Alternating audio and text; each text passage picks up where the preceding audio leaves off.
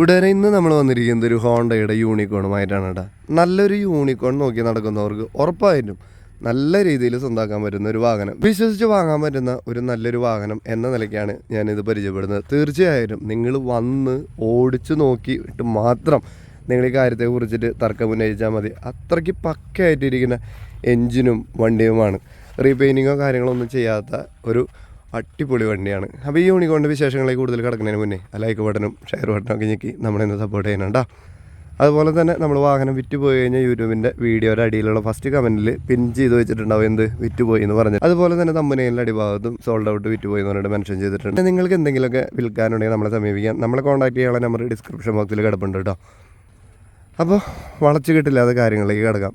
2014 model unicorn, നിലവിൽ 3rd ഓണറാണ്. അപ്പോൾ ഫസ്റ്റും സെക്കൻഡ് ഓണറിൻ്റെ കഥ എന്താണെന്ന് വെച്ച് കഴിഞ്ഞാൽ ചേട്ടനെയും അനിയൻ്റെയും പേരിലേക്ക് മാറ്റി. ചേട്ടൻ്റെ കയ്യിലായിരുന്നു, അത് അനിയൻ്റെ പേരിലേക്ക് മാറ്റി. ഇപ്പോൾ ഈ പയ്യൻ്റെ കയ്യിലാണ് ഇരിക്കുന്നത്. ഇവർ ഗൾഫിലാണ്. ഈ നേരത്തെ പറഞ്ഞ ഫസ്റ്റ് ഓണർ എന്ന് പറഞ്ഞിട്ടുള്ള സംഭവം ഉണ്ടല്ലോ, അവർ ഗൾഫിലാണ്. അപ്പോൾ അധികം ഓട്ടം കാര്യങ്ങളൊന്നും വരാത്ത ഒരു യൂണിക്കോണാണ്. അതങ്ങനെ വെറുതെ ഇരിക്കുന്നതുകൊണ്ട് ഇവൻ്റെ പേരിലേക്ക് മാറ്റി ഇത് കൊടുക്കാനായിട്ട് ഇവൻ്റെ കയ്യിൽ ഏൽപ്പിച്ചിരിക്കുകയാണ്. അപ്പോൾ താല്പര്യമുള്ളവർക്ക് നല്ലൊരു യൂണിക്കോണെന്ന് ഞാൻ വീണ്ടും എടുത്ത് പറയുന്നതിൻ്റെ കാരണം നിങ്ങൾക്ക് ഇതിൻ്റെ എഞ്ചിൻ്റെ കാര്യങ്ങളൊക്കെ നോക്കുമ്പോൾ മനസ്സിലാവും. ഇതിന് മുന്നിട്ട 2 യൂണിക്കോൺ, ഒരു ബ്ലാക്കും ഒരു റെഡും, നല്ല രീതിയിൽ തന്നെ അത് സെയിലായി പോകാൻ സഹായിച്ചത് നിങ്ങളുടെ ഷെയറും ലൈക്കൊക്കെ കൊണ്ട് തന്നെയാണ് കേട്ടോ. പിന്നീട് കൂടുതൽ വിശേഷം കിടക്കുകയാണെങ്കിൽ ഇൻഷുറൻസിനെ കുറിച്ച് ആദ്യം ഞാൻ പറയാം. 2026 ഫെബ്രുവരി മാസം വരെ ഇൻഷുറൻസ് ഉണ്ട് കേട്ടോ. അതുപോലെ തന്നെ പൊല്യൂഷൻ ആണെങ്കിൽ ഈ വർഷം ആഗസ്റ്റ് മാസം വരെ ഉണ്ട്. പെയിൻറ്റിങ്ങിനെ കുറിച്ചിട്ടൊന്നും പറയേണ്ട കാര്യമില്ല. നമ്മളെപ്പോഴും പറയാറുള്ള പെയിൻറ്റിങ്ങാണ് ഫസ്റ്റ് നോക്കാറ്. വൈസറിൻ്റെ ഭാഗത്തുനിന്ന് ഇങ്ങനെ വരാണെങ്കിൽ അടിപൊളിയായിട്ട് തന്നെ ഇരിക്കുന്നു. അതായത് ജസ്റ്റ് ഒന്ന് കഴുകി തുടയ്ക്കണം, പുത്തം പുതിയതുപോലെ തന്നെ ഇരിക്കുന്നത്. പ്രത്യേകിച്ച് സ്ക്രാച്ച് നരപ്പ് കാര്യങ്ങളൊന്നും ഇല്ല. പിന്നെ ഇൻഡിക്കേറ്ററിൻ്റെ അവിടെ ഒന്നും വലിയ കാര്യമായിട്ട് മഞ്ഞപ്പ് ഒന്നും കാര്യമായി കയറി വന്നിട്ടില്ല എന്നുള്ളതും നമുക്ക് കാണാൻ പറ്റൂല. ഇനി മഡ് ഗാർഡുമ്പോൾ ഒരു തരത്തിലുള്ള സ്ക്രാച്ച് പൊട്ടൽ കാര്യങ്ങളൊന്നും തന്നെ ഇല്ല. ഡിസ്ക് ബ്രേക്കാണ്, അലോയ് വീലാണ്. ഇവിടെ ഒന്നും ലീക്ക് കാര്യങ്ങളൊന്നും ഇല്ല കേട്ടോ. സ്റ്റെമ്മിൻ്റെ അവിടെ പ്രത്യേകിച്ച് ലീക്ക് കാര്യങ്ങളൊന്നും കാണാനില്ല. ഇവിടെയൊക്കെ ഓക്കെയാണ്. ഇനി ഈ ഭാഗത്തേക്ക് വരുവാണെങ്കിൽ ടാങ്കിനെ നോക്കുകയാണെങ്കിൽ നോക്കി, ടാങ്കൊക്കെ നല്ല വൃത്തിയായിട്ട് തന്നെ ഇരിക്കുന്നത്. യാതൊരു തരത്തിലുള്ള സ്ക്രാച്ച് മറ്റേ വണ്ടി കൊണ്ട് കുത്തിയതിൻ്റെ കുഴി ഞളക്കങ്ങൾ അങ്ങനെ സംഭവങ്ങളൊന്നുമില്ല. ഇവിടെ മാത്രം, ഇവിടെ ഓൾറെഡി സ്റ്റിക്കർ അതിൻ്റെ ഉള്ളിലുണ്ട് സീറ്റിൻ്റെ അവിടെ. പിന്നെ ഇവിടെ മാത്രം ചെറിയൊരു സംഭവമാണ്.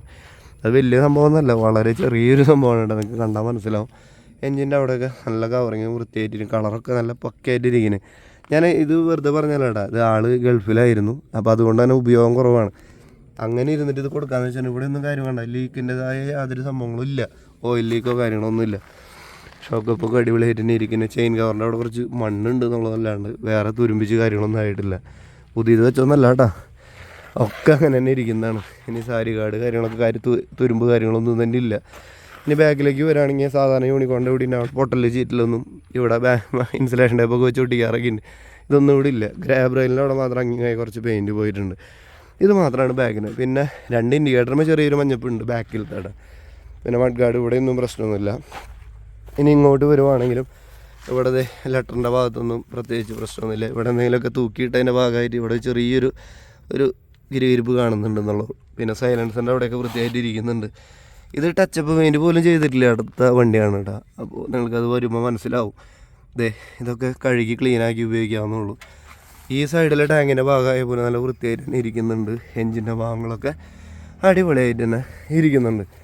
അപ്പോൾ ഞാൻ നേരത്തെ പറഞ്ഞ ഓണർഷിപ്പിൻ്റെ കാര്യങ്ങളൊക്കെ ഞാൻ നേരത്തെ പറഞ്ഞു, നിങ്ങൾക്ക് മനസ്സിലായി. എൻ്റെ സത്യത്തിൽ സെക്കൻഡ് ഓണർ വണ്ടിയായിട്ടാണ് ഇപ്പോൾ ഇരിക്കുന്നത്. പക്ഷേ പേരിലേക്ക് വരുമ്പോൾ 3rd ഓണർ, നിങ്ങളിലേക്ക് മാറുമ്പോൾ അത് 4th ഓണറാവും. അതിൻ്റെ വന്ന വഴിയെ കുറിച്ചിട്ടാണ് ഞാൻ പറഞ്ഞത്. ശരിക്കും ഇതൊരു സിംഗിൾ ഓണർ വണ്ടിയാണ്, വിൽക്കാൻ വേണ്ടി മാത്രമായിട്ട് പേര് മാറ്റി കൊടുത്ത് പോയതാണ്.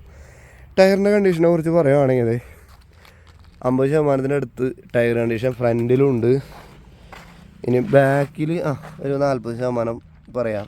ഓടിക്കാനുള്ള കണ്ടീഷൻ ഉണ്ട്. ഒരു 40% ടയറിൻ്റെ കണ്ടീഷൻ ബാക്കിലുണ്ട്. ഇനി ഇത് ഓടിച്ച് നോക്കണം. ഞാനത് ഓടിച്ച് നോക്കിയിട്ട് എനിക്ക് മനസ്സിലായിട്ടുള്ള സംഭവമാണ്, നല്ല സ്മൂത്താണ്. ഇനി വേറൊരു കാര്യമാണ് പറയണ്ടത്. സാധാരണ നിങ്ങൾ ഈ വണ്ടിയുടെ സീറ്റുമ്പോൾ ഇങ്ങനെ ഞെക്കി നോക്കിയിട്ടുണ്ട്, ഇത് വേണ്ട കുഴിഞ്ഞു പോകണമെന്ന്. അതായത് സ്മൂത്തായിട്ടുള്ള സീറ്റ്, നല്ല രസമായിട്ട് ഓടിക്കാനും ഇരിക്കാനും ഒന്നും വലിയ ബുദ്ധിമുട്ടില്ല. ഇങ്ങനെ നന്നായിട്ട് സുഖമായിരിക്കും. മറ്റേത് നല്ല ഹാർഡായിരിക്കും ബാക്കിയുള്ള സീറ്റുകൾ എപ്പോഴും. ഇനി ഇതിൻ്റെ കിലോമീറ്റർ ജെനുവിനാണ്. 54,064 കിലോമീറ്ററാണ് ഓടിയിട്ടുള്ളൂ. ഞാൻ പറഞ്ഞത് നിങ്ങൾക്ക് ഫസ്റ്റ് പറഞ്ഞ ഒരു കാര്യം നിങ്ങൾ വീണ്ടും ഓർമ്മിക്കുകയാണ്. ഈ വണ്ടി അധികം ഓടിയിട്ടില്ല, ആൾ പുറത്തായതുകൊണ്ടായിരുന്നു. ഇനി ഇതൊന്ന് സ്റ്റാർട്ട് ചെയ്ത് നോക്കി നിങ്ങൾ ഇത് ഓടിച്ച് നോക്കിയോളൂ. നിങ്ങൾ വാങ്ങാൻ വരുമ്പോൾ നിങ്ങൾ ഏറ്റവും പ്രധാനമായിട്ട് ചെയ്യേണ്ടത് ഒന്ന് ഓടിച്ച് നോക്കുക. അപ്പോൾ എൻജിൻ ഒരു സൗണ്ടും ഇല്ലാത്ത സംഭവമാണ് ഇവിടെ. അഞ്ചരം ഫസ്റ്റ് അറ്റംപ്റ്റിൽ ഞാൻ ചെറുതായി സ്റ്റാർട്ടാക്കിയിട്ടുണ്ട്. ഇന്ന് നോക്കി നിങ്ങൾ സൗണ്ട് നോക്കിയോടാ.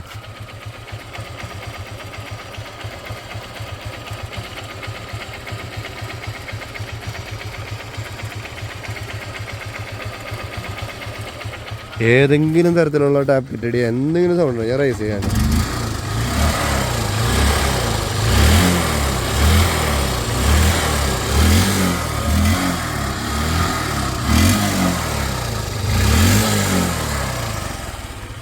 ആടാ. ഇപ്പോൾ പോലും എന്തെങ്കിലും ഒരു ചെറിയൊരു ടിക്ക് സൗണ്ട് പോലും ഇല്ല.